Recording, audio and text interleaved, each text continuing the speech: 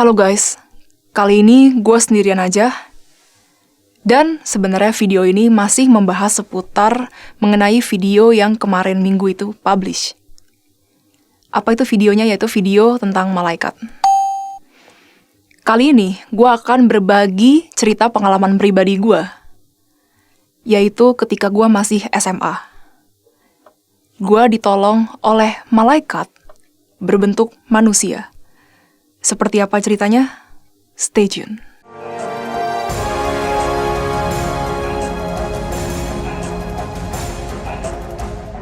Kejadian ini bermula saat waktu itu sedang musim hujan.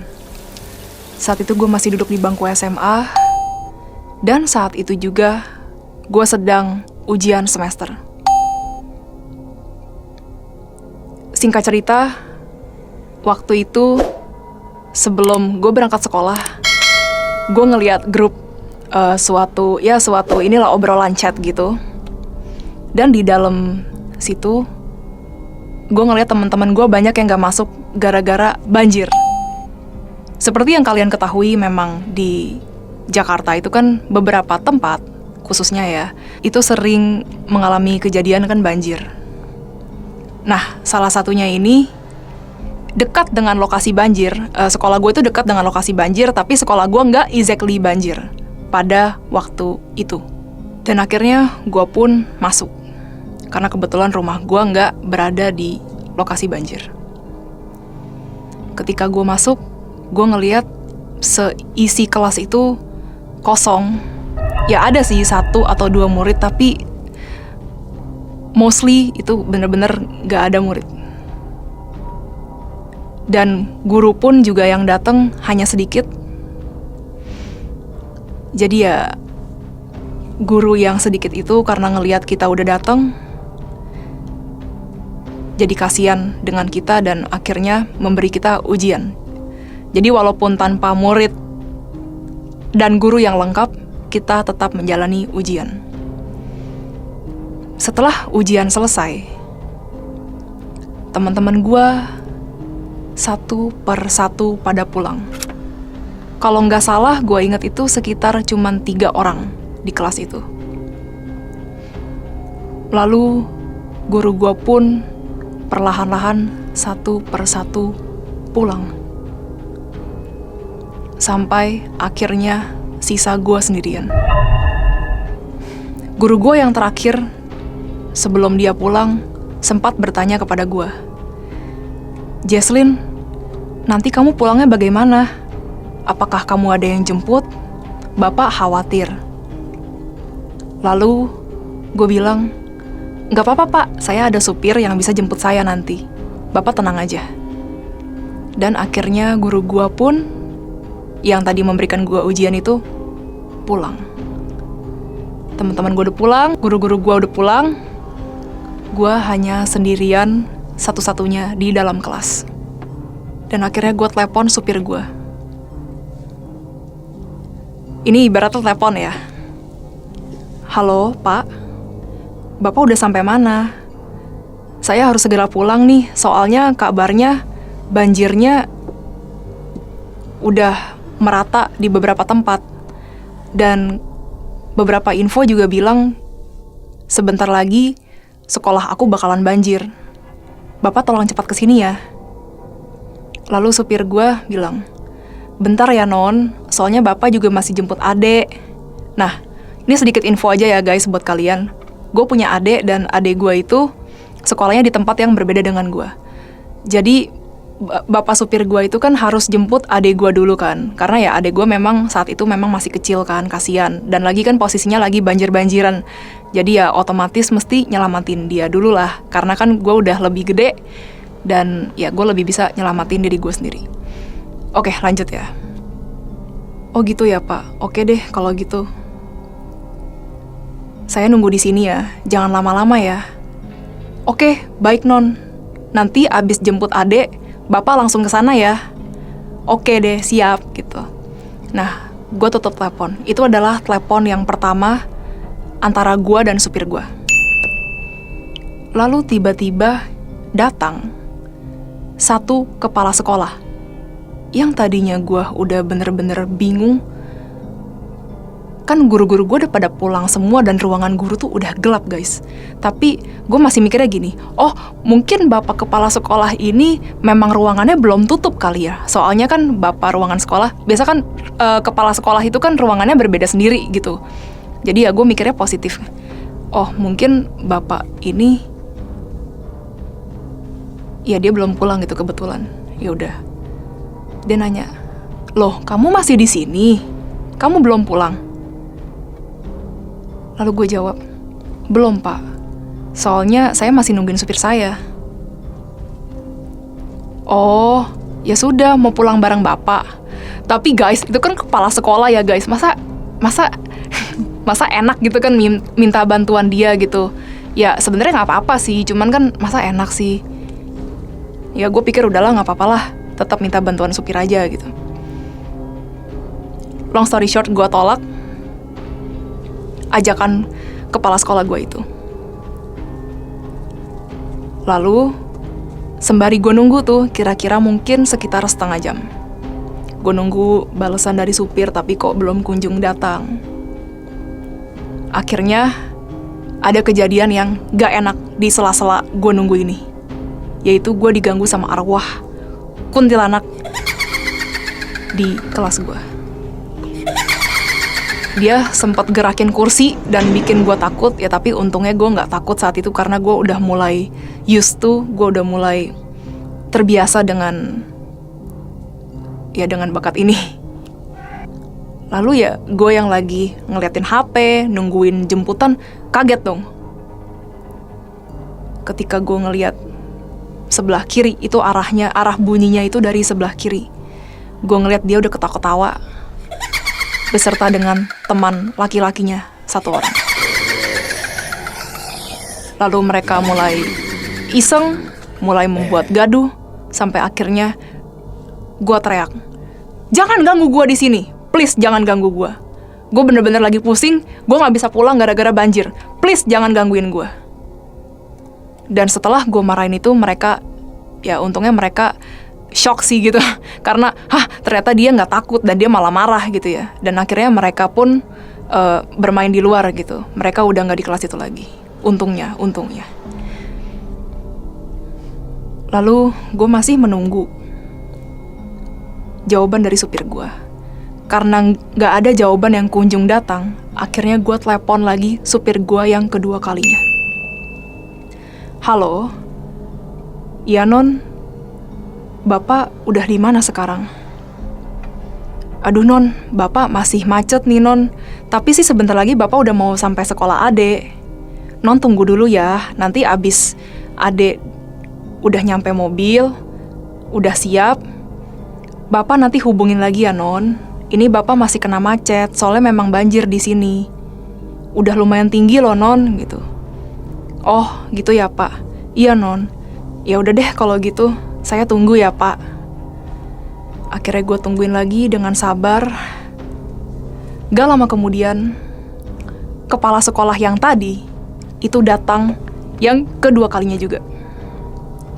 Lalu dia nanya, kamu belum pulang? Kamu masih belum pulang? Iya pak, saya belum pulang karena saya masih menunggu supir saya. Tapi tenang pak, supir saya jemput kok, tenang, supir saya pasti jemput. Saya cuman izin aja ya pak di kelas ini untuk sementara. Karena ya kalau di luar kan nggak enak pak, karena gelap. Jadi saya izin ya pak di kelas ini. Oh ya sudah kalau begitu. Tapi bapak udah mau pulang ya sebentar lagi. Oh ya. Lalu gue bilang, oh ya baik pak. Lalu gue menunggu.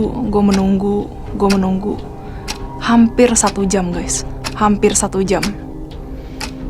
Gue mulai cemas, gue mulai panik. Akhirnya gue telepon supir gue ke yang 3 kalinya. Halo? Iya non. Bapak di mana pak? Non, gawat non. Kenapa pak? Non, sepertinya bapak nggak bisa masuk ke sekolah non. Kenapa? Banjirnya non nggak lihat? Langsung guys, gue sontak. Gue ngebuka kaca jendela. Enggak sih, sebenarnya gue nggak buka tirai sih. Itu kan ada tirai-tirainya gitu kan. Gue nggak buka tirai dan gue ngelihat dari balik jendela. Oh my god, di bawah itu bahkan satpam yang biasanya nungguin di bawah itu udah nggak ada guys. Terus gue juga nggak ngelihat ada mobil satupun. Semuanya udah pada pergi dan satpam pun nggak ada yang jaga di situ. Gue bener-bener takut. Gue bener-bener takut setakut-takutnya. Dan lagi tadi kepala sekolah gue itu apa ya, udah pergi gitu kan. Dia bilang, "Ya udah, Bapak kalau gitu udah mau pulang dulu ya," gitu. Gue udah panik banget kan. Ya udah, akhirnya gue berdoa sama Tuhan. Ya Tuhan, tolong tunjukkan jalan agar aku bisa pulang. Abis gue detik setelah selesai berdoa, kepala sekolah itu datang, lalu bilang, "Kamu ikut Bapak. Kamu harus ikut Bapak. Kamu harus pulang. Saya tidak bisa membiarkan siswi saya sendirian seperti ini. Kamu harus ikut saya pulang."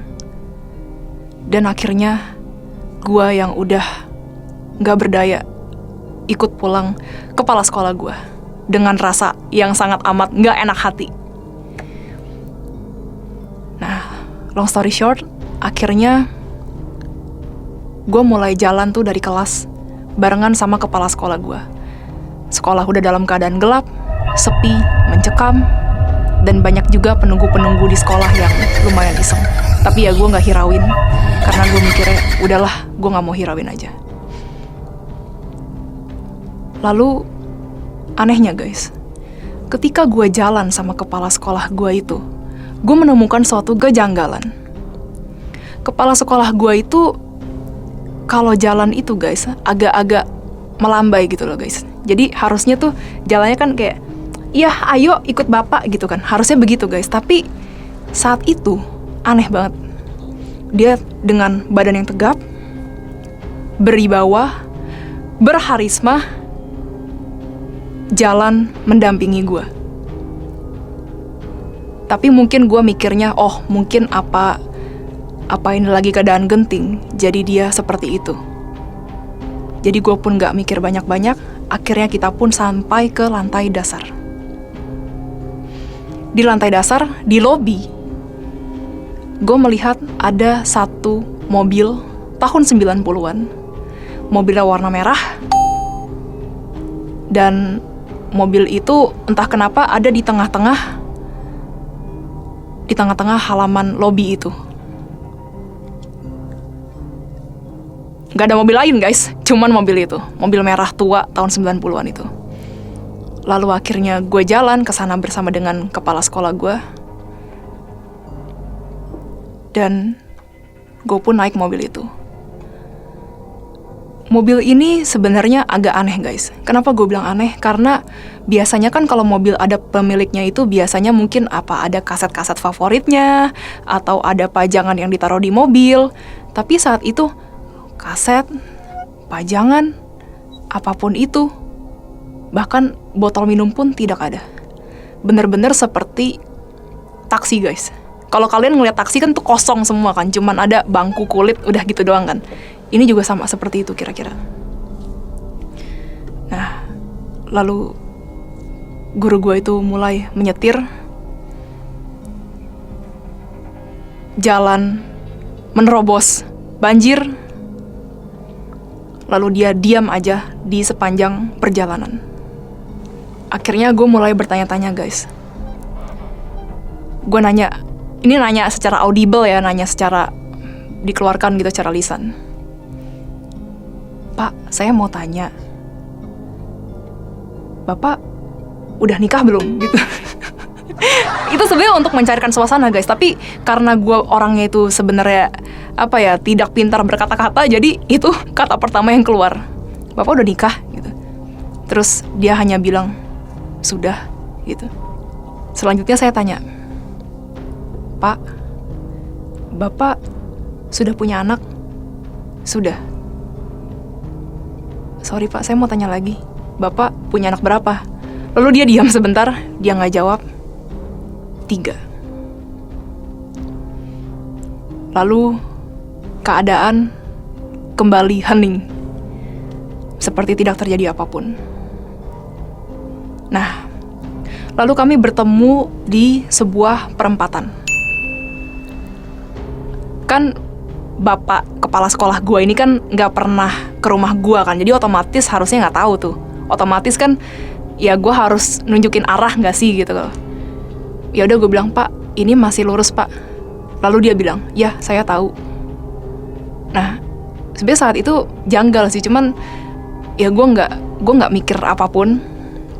Lalu sampailah gue di depan rumah.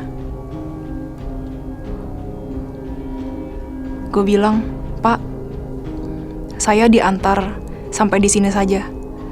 Jangan repot-repot harus ke rumah saya. Tidak apa-apa, saya diantar sampai sini saja. Saya sudah sangat amat bersyukur Bapak menolong saya. Lalu dia bilang, tidak, kamu harus diantar sampai rumah.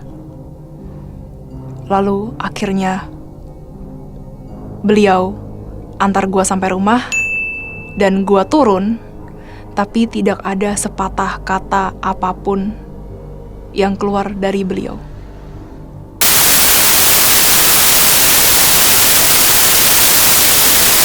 Terima kasih, Pak.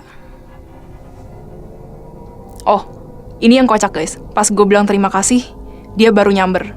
Dia bilang, nanti mulai masuk lagi kapan ya? Terus, ya gue bingung dong, guys. Harusnya kan, dia kan kepala sekolah, dia yang nentuin gak sih mulai masuknya lagi kapan? Tapi, sorry Pak, saya juga gak tahu masuknya lagi kapan gitu loh.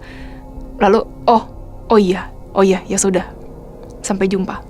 Kayak gitu, guys. Oke. Akhirnya gue sampai rumah dengan selamat.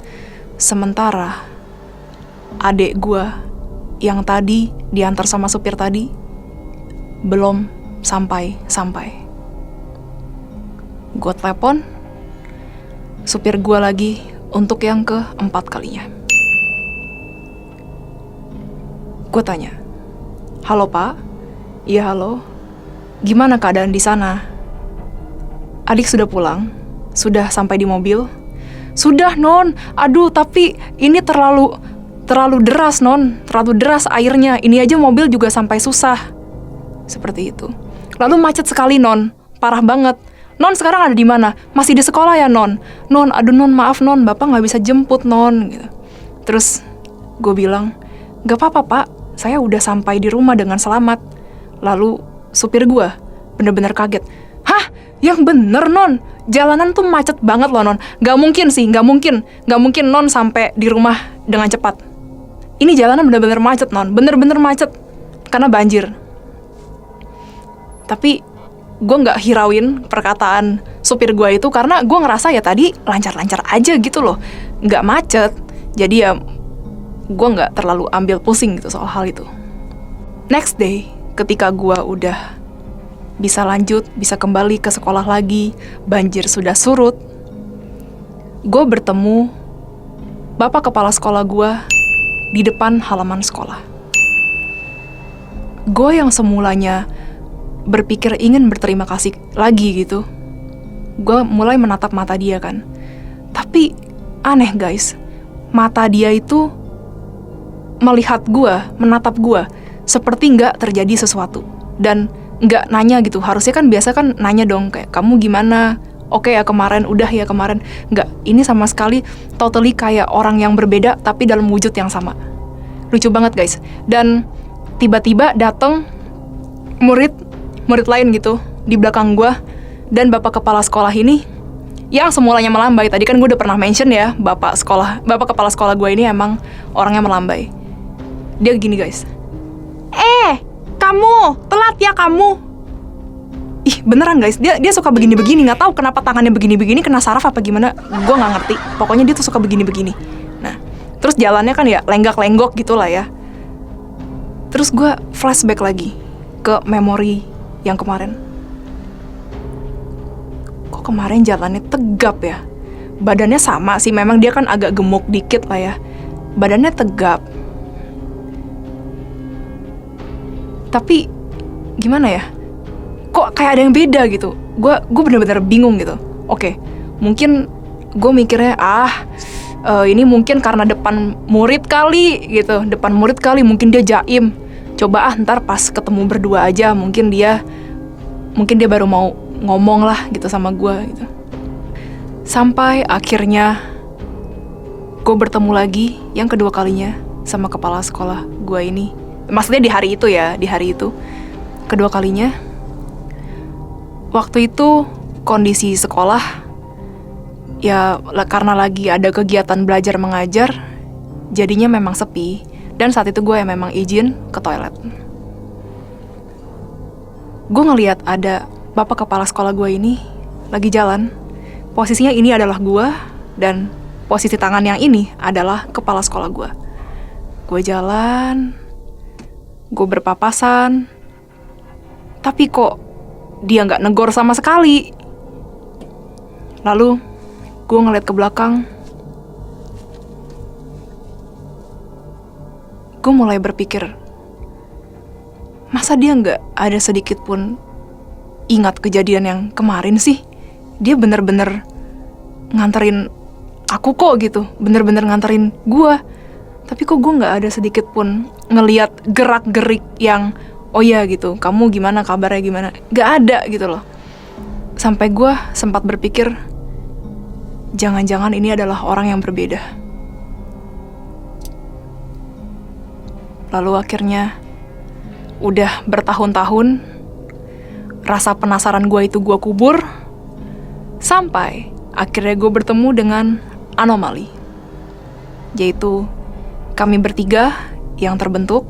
Setelah terbentuk, gue menceritakan kisah ini, kisah misterius ini, ke Kak Willy dan Aileen. Ketika gue menceritakan kasus ini, sontak tiba-tiba Kak Willy merasakan energi aneh. Kak Willy merasa, Jess, ini ada entitas berwarna putih, namun asing. Lalu Kak Willy mencoba untuk merasakan energi tersebut, dan energi tersebut mulai mendefinisikan dirinya sebagai malaikat.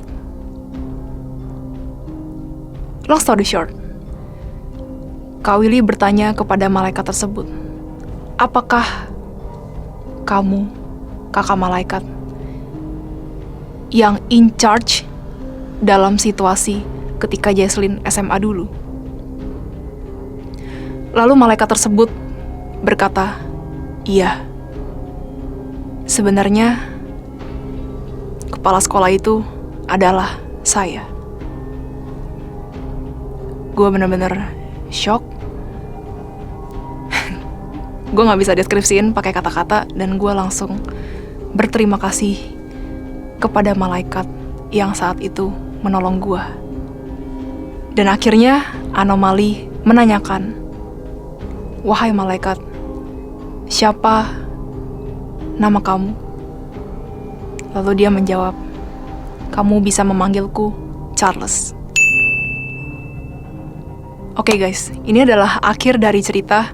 Dan dari tadi gue belum spill nama kepala sekolah gue yang sesungguhnya.